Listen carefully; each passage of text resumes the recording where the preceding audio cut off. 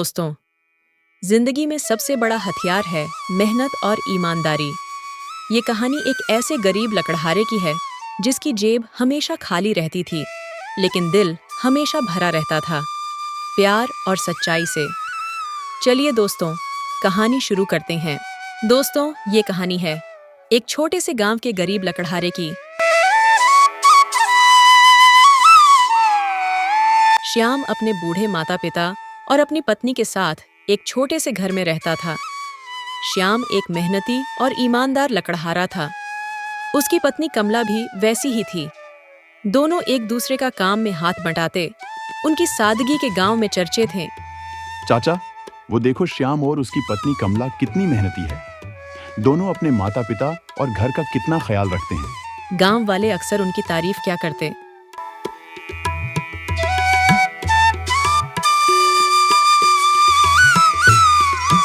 श्याम अपने छोटे से मिट्टी के घर के बाहर खड़ा था, हाथ में एक पुरानी कुल्हाड़ी जिसके लकड़ी के हत्थे पर समय के निशान साफ दिखते थे। सुनो, नाश्ता कर लो फिर जाना। कमला की बात सुनकर श्याम अंदर जाता है और कहता है, कमला, आज जंगल थोड़ा दूर जाना है, नाश्ता लौट कर लूंगा। हर रोज यही कह देते हो और फिर दिन भर भूखे रहते हो। अपनी सेहत का भी थोड़ा ध्यान रखो। लकड़ी जितनी जल्दी काट लूंगा उतना अच्छा दाम मिलेगा। खाना आकर देखेंगे कमला। श्याम की ये बातें सुनकर कमला कुछ नहीं बोली, लेकिन उसकी आंखों में चिंता थी। इतनी मेहनत के बाद भी घर में सुख सुविधा क्यों नहीं आ पाती। श्याम अकेला लकड़ी काटने जाता था और खूब जी जान से लकड़ी काटता।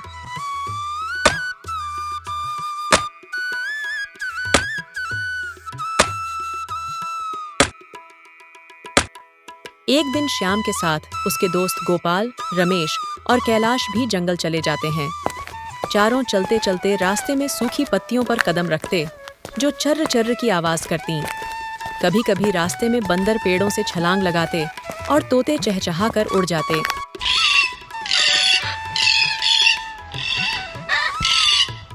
श्याम, तेरी कुल्हाड़ी तो अब बिल्कुल घिस चुकी है, नई क्यों नहीं ले लेता? गोपाल, नई कुल्हाड़ी के लिए पैसे चाहिए और पैसे लकड़ी बेचने से ही आएंगे। लेकिन तू लकड़ी का दाम इतना कम क्यों रखता है? अगर थोड़ा ज्यादा ले तो जल्दी अमीर बन जाएगा। भाई, मेहनत का सही दाम लेना चाहिए, किसी को ठगना नहीं चाहिए। बरकत ईमानदारी से आती है, लालच से नहीं। तू सही कहता है, लेकिन दुनिया ऐसे नहीं चलती। भाई, हमें दुनिया से क्या लेना? दुनिया का काम तो कहना है बस, लेकिन हमें दुनिया की कही बातों पर नहीं चलना चाहिए। हमें खुद सोचना चाहिए कि क्या गलत है, क्या सही। श्याम की ईमानदारी ही उसकी एक पहचान थी। वह अपनी मेहनत से करता जो भी करता। लकड़ियां बेचकर उसे उतना ही मुनाफा होता जिससे उसके घर का खर्च चल सके। ऐसा कब तक करोगे श्याम? तुम्हारी अब तबीयत ठीक नहीं रहती। कोई बात नहीं कमला, ऊपर वाला देर से ही लेकिन सबकी सुनता है। श्याम लकड़ियां काट कर थक जाता था। वह अक्सर आराम जरूर किया करता। उसका रोज का काम था।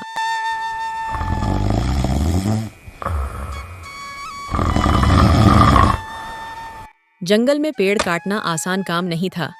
सूरज ऊपर चढ़ता गया। पसीने से श्याम की कमीज भीग गई। हाथों में छाले पड़ने लगे, लेकिन उसने कुल्हाड़ी नहीं रोकी।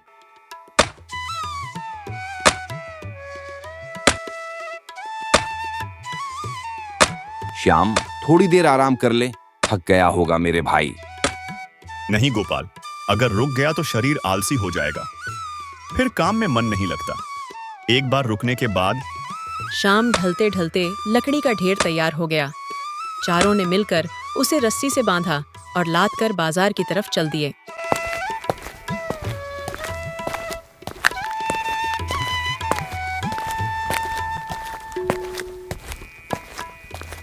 बाजार में लोग अपनी अपनी चीजें बेच रहे थे। सब्जी वाले ऊंची आवाज में पुकार रहे थे। हर कोई अपना अपना सामान बेच रहा था, तो कोई खरीद रहा था। श्याम अपनी लकड़ी बेचने वाले के पास गया।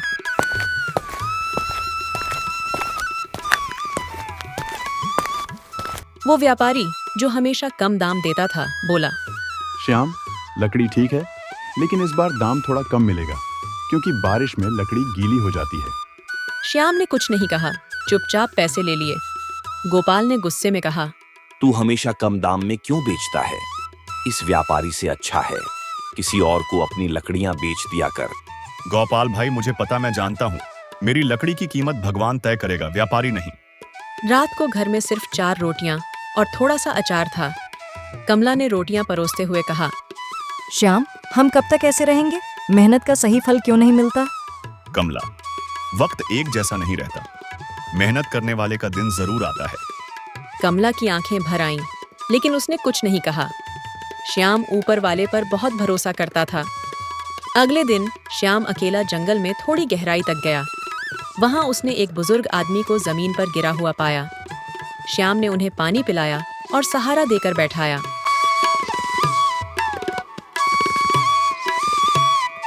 बेटा, तुमने मेरी जान बचाई है। बदले में मैं तुम्हें कुछ देना चाहता हूँ। उन्होंने एक सुनहरी कुल्हाड़ी निकालकर श्याम को दी और कहा, ये जादुई है, लेकिन याद रखना, इसका इस्तेमाल सिर्फ नेक काम के लिए करना। श्याम ने कुल्हाड़ी ली, लेकिन मन में सोचा, शायद ये बस आशीर्वाद है, जादू वाड़ू कुछ नहीं। श्याम ऐसी बातों पर विश्वास नहीं करता था। अगले दिन श्याम ने उस सुनहरी कुल्हाड़ी से लकड़ी काटी। कम समय में उतनी लकड़ी तैयार हो गई जितनी वह 3 दिन में काट पाता था। लकड़ी इतनी मजबूत और सुंदर थी कि बाजार में उसका दाम 2 गुना मिल गया। इसकी भनक श्याम के दोस्त गोपाल को लगती है। श्याम, ये सब कैसे हुआ? कहा, तू इतनी लकड़ियां 3 दिन में काट कर बेचता था, आज ये सब एक ही दिन में कर दिया। गोपाल, शायद मेरी मेहनत का फल मिल गया। गोपाल और श्याम आपस में बात कर रहे थे। उनकी बातें सुन रहा कैलाश के मन में लालच जाग गया। एक रात कैलाश चुपके से श्याम के घर आया।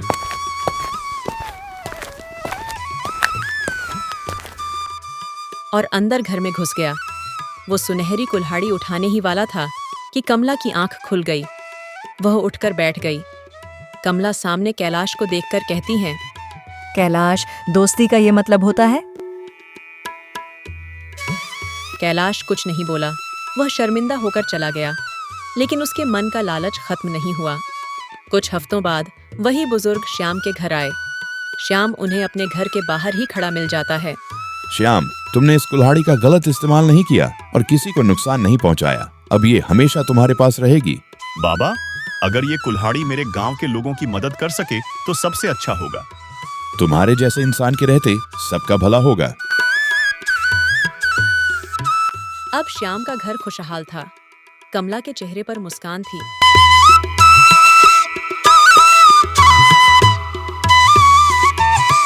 दोस्तों में फिर से अपनापन लौट आया और श्याम गांव में ईमानदारी का उदाहरण बन गया।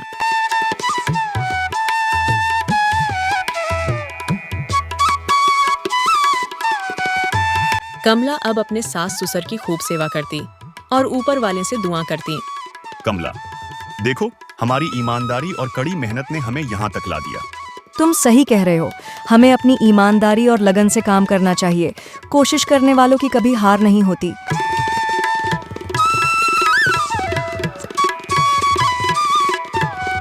गांव वाले भी अब श्याम से ही सलाह लेने लगे, क्योंकि श्याम ने गांव का अक्सर भला सोचा। उसने गांव में किसी का बुरा नहीं चाहा। दोस्तों, कहानी हमें सिखाती है कि मेहनत और ईमानदारी का फल देर से सही, लेकिन जरूर मिलता है। लालच भले ही जल्दी फायदा दे, लेकिन उसका अंजाम हमेशा बुरा होता है। हमें अपनी ईमानदारी से ही काम करना चाहिए।